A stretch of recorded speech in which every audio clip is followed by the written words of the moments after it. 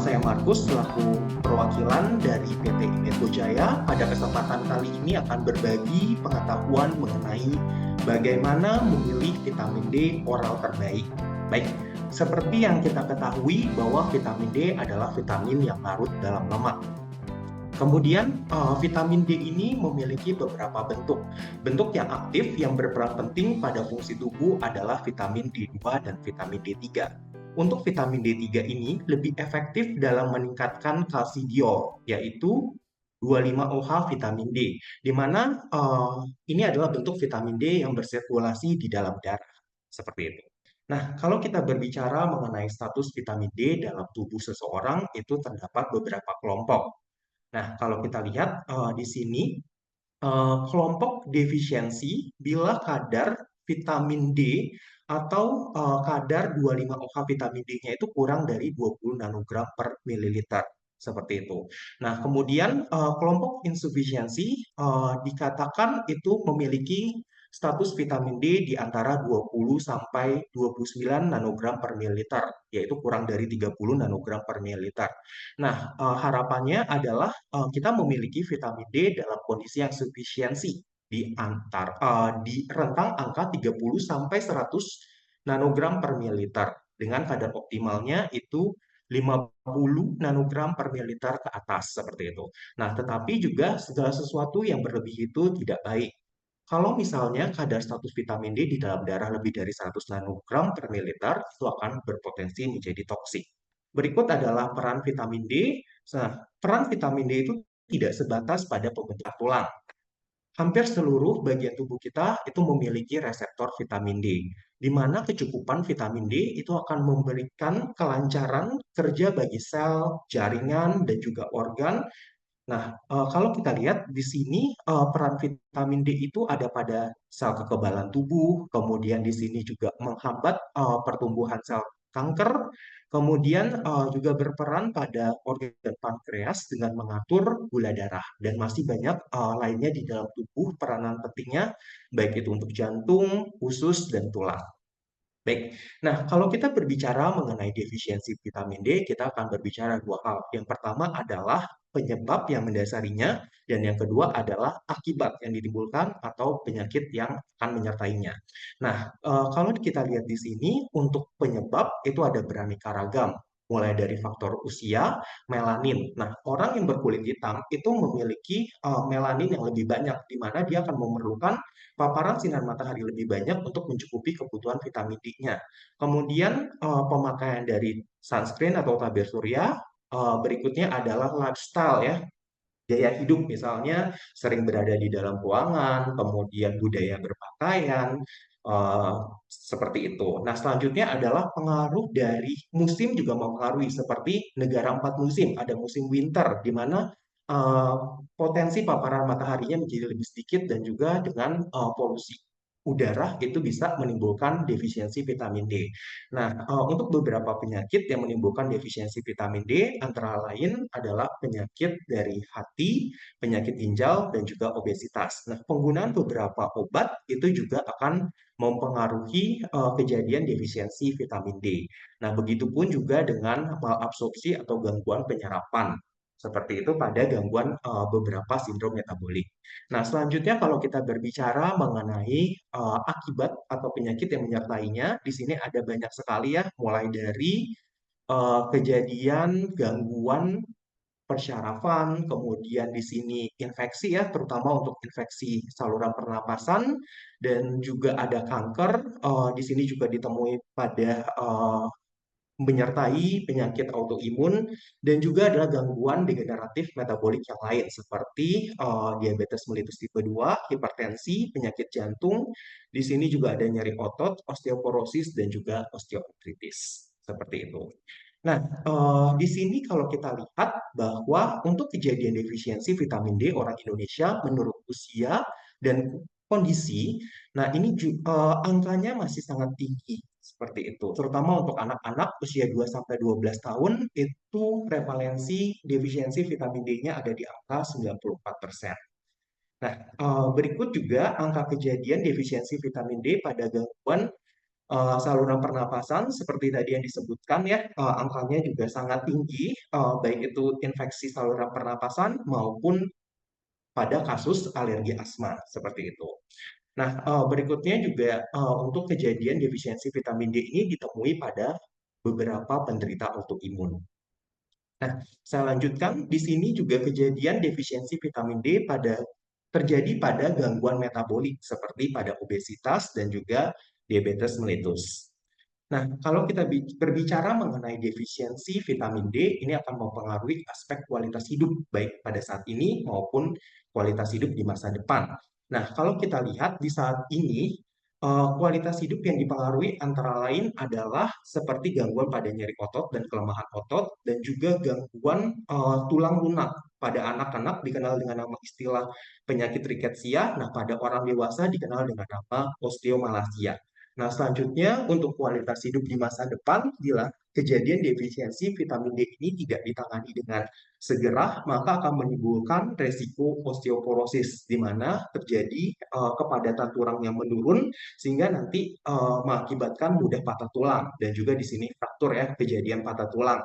Kemudian juga defisiensi vitamin D bila terjadi terus-menerus tidak ditanggulangi dengan segera, maka akan menimbulkan gangguan kronis seperti diabetes, mudah terserang infeksi, hipertensi, dan juga penyakit jantung. Nah, berikut adalah rekomendasi asupan vitamin D menurut Endocrine Society Guideline di tahun 2011, bahwa di sini untuk anak-anak ya mulai dari usia 0 sampai 6 bulan, kemudian 6 sampai 12 bulan. Nah, di sini kebutuhan vitamin D hariannya adalah 400 sampai dengan 1000 IU per harinya. Pada kolom sebelah kanannya ini terlihat ya kebutuhan vitamin D dalam bulannya. Nah, kemudian kalau untuk anak-anak di atas 1 tahun sampai dengan 18 tahun, di sini kebutuhan vitamin D hariannya itu di angka 1000 sampai 2000 IU per mililiter, IU per harinya, seperti itu. Nah, kemudian untuk orang dewasa dan juga kondisi seperti ibu hamil, kemudian laktasi, angka dosis pemeliharaan vitamin D-nya itu berada di angka 1500 sampai dengan 2000 IU per harinya, seperti itu. Nah, ini adalah sumber eksogen makanan dengan kandungan vitamin D. Seperti itu bisa dilihat pada kolom tabel. Nah, ternyata di sini pemenuhan vitamin D dari makanan itu memiliki variasi mutu dan bergantung pada teknik memasak. Jadi juga kalau kita lihat kan angkanya akan butuh makan cukup banyak ya untuk memenuhi kebutuhan vitamin D harian ini.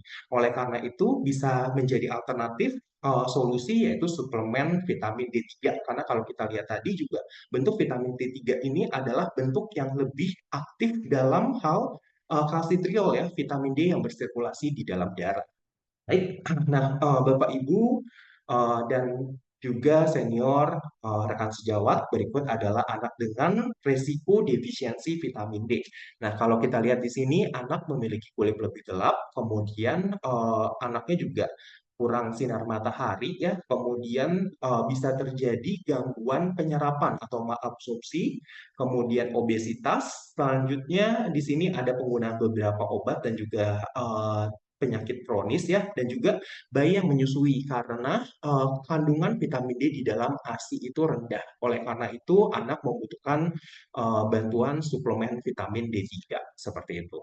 Nah, melanjutkan ya, tadi panduannya dari praktik klinis Ikatan Dokter Anak Indonesia mengenai vitamin D.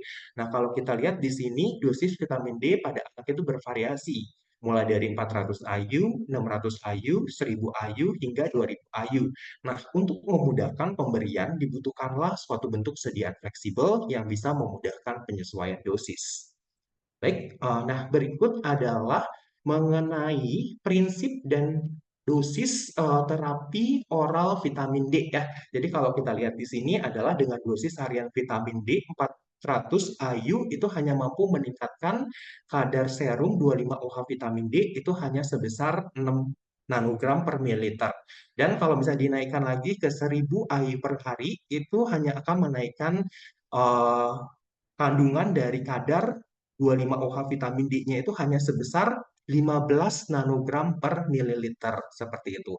Nah, oleh karena itu pada prinsip terapinya adalah untuk mencapai dosis optimum kadar 25 OH vitamin D di angka 50 nanogram mililiter ke atas ini dibutuhkan dosis yang besar, dosis tinggi yaitu di angka 5.000 sampai dengan 10.000 IU per harinya. Kemudian dilanjutkan dengan dosis pemeliharaan di angka 4.000 IU per hari atau 2.000 IU per hari. Tujuannya adalah agar kadar 25 OH vitamin D-nya tidak mudah drop gitu karena seperti yang kita ketahui vitamin D ini sangat mudah sekali drop seperti itu. Berikut adalah tips untuk memilih sediaan vitamin D untuk anak ya. Jadi karena kita ketahui sendiri bahwa di luar sana di pasaran banyak sekali ya terdapat bentuk sediaan vitamin D buat anak. Nah, di sini poin utamanya adalah ketepatan dosis dan juga fleksibilitas dosis vitamin D untuk anak berperan penting pada pertumbuhan, perkembangan, dan daya tahan tubuh anak. Karena kalau kita ingat lagi tadi bahwa kebutuhan vitamin anak untuk vitamin D itu bervariasi mulai dari 400, 600, kemudian 1000, bahkan sampai 2000 IU pada kondisi tertentu per harinya. Nah, oleh karena itu membutuhkan sediaan yang mudah disesuaikan penyesuaian dosis tersebut. Nah, di sini terdapat beberapa perbandingan ya. Untuk kadar 400 IU itu sebanding dengan satu tetes, kemudian sebanding dengan 1 mililiter, dan juga ada yang sebanding dengan 5 mililiter. Nah, kalau kita lihat di sini akurasi dosisnya nih, yang paling baik adalah sediaan untuk 400 IU-nya sebanding dengan 1 mililiter seperti itu. Karena kalau untuk karena ini paling tepat ya, tidak terlalu pekat dan juga tidak terlalu encer seperti itu. Nah, kemudian untuk fleksibilitas dosisnya juga untuk sediaan 400 IU per mililiter ini juga sangat baik ya, karena mudah sekali disesuaikan dan juga untuk di dosis 2000 IU itu cukup 5 mililiter, tidak terlalu banyak dibandingkan dengan sediaan 400 IU per 5 mililiter. Itu jumlahnya akan banyak sekali gitu dan mengakibatkan ketidaknyamanan juga dan juga kalau untuk bentuk tetes juga tidak nyaman ya untuk membagi-baginya gitu. Agak bingung juga untuk menentukan dosis 600 IU seperti itu. Nah, kemudian untuk higienitasnya di sini pemakaiannya untuk 400 IU per tetes ini bisa bertahan selama 8 bulan. Otomatis kan menjadi pertanyaan ya untuk resiko kontaminasinya. Kemudian untuk sediaan 400 IU per mililiter dan juga 400 IU per mililiter per 5 mililiter ini higienitasnya ini cukup baik ya, karena untuk sediaan kami dengan volume 60 ml bisa digunakan selama 2 bulan. Nah, itu akan menimbulkan akan lebih terjamin gitu dari segi higienitasnya. Jadi dari sekian banyak dan serangkaian perbandingan ini, pilihan yang paling baik adalah memilih sediaan 400 IU per 1 ml seperti itu.